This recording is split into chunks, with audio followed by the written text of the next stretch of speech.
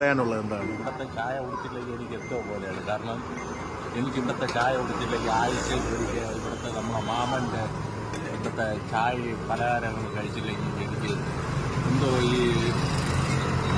എന്ത് പറയാ ഒരു എനർജി ഇല്ല. അതുകൊണ്ട് ആഴ്ചയിൽ ഒരിക്കൽ ഇവിടെ വന്ന് എത്ര അകലെ നിന്നാലും ഇവിടെ വന്ന് ചായ കുടിച്ചിരിക്കും. ഒരു വടയല്ല, ഒരു 2-3 വടയൊക്കെ കഴിച്ചാണ്.